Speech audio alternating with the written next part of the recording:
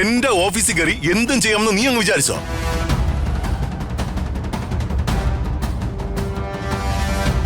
അതൊക്കെ ഞാൻ ഒറ്റയ്ക്ക് കഷ്ടപ്പെട്ട് പടുത്തുയർത്തിയ പ്രസ്ഥാനങ്ങളാ.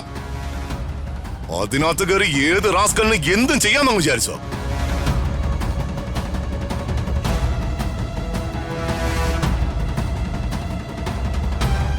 ഇവന് അസൂയം പ്രതികാരമാ, ഋതികയോടുള്ള പ്രതികാരം.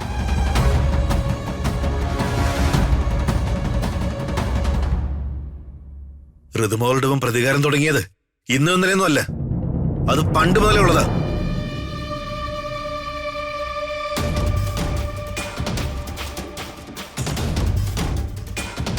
ഋതികയെ ഓഫീസിൽ നിന്നും പുറത്താക്കാൻ വേണ്ടി ഇവനന്ന് രഹസ്യമായിട്ട് ഓഫീസിൽ കയറി. എന്നിട്ട് ഇവന്റെ മറ്റൊരു രഹസ്യക്കാരി സാന്ദ്രയുമായി ചേർന്ന് നടത്തിയ തരികിടകളാ ഇതൊക്കെ.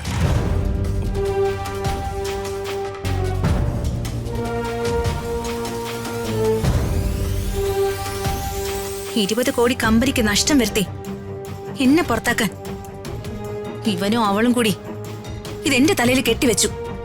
എന്റെ ദൈവമേ,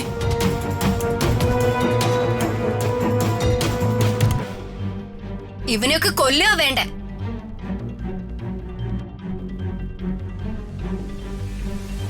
ഓഫീസിലെ മിക്ക സ്റ്റാഫുകൾക്കും ഈ ചതിയുടെ കാര്യം അറിയാമായിരുന്നു. ഇവനെ പേടിച്ച അവരാരും മിണ്ടായിരുന്നത്. ഇത്തരം ദ്രോഹികളൊക്കെ എന്താ ഞാൻ ചെയ്യേണ്ടത്? എന്തായാലും ഇവന്റെ കാര്യത്തിൽ അന്തിമമായ ഒരു തീരുമാനം എടുത്തേ പറ്റൂ.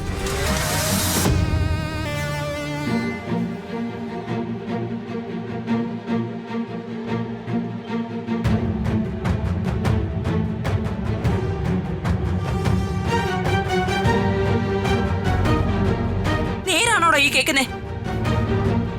നേരാണോന്ന്?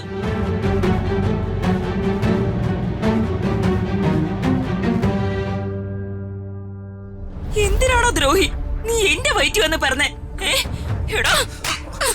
നിന്നെ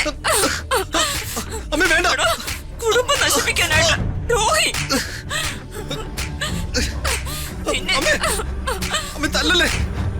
ഇങ്ങനെ ഒരുത്തൻ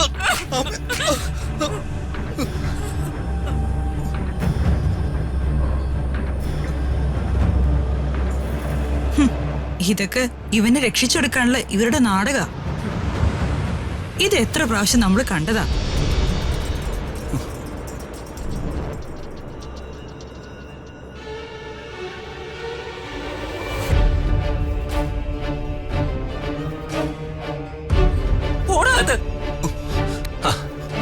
അങ്ങനെ അങ്ങ് പോകാൻ വരട്ടെ, അവിടെ നിക്ക്.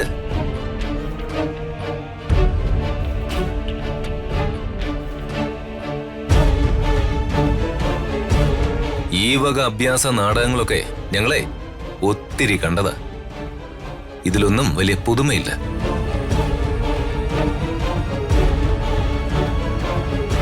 ഒരു കാര്യം കൂടി വർമ്മ സാറിന് അറിയിക്കാനുണ്ട്.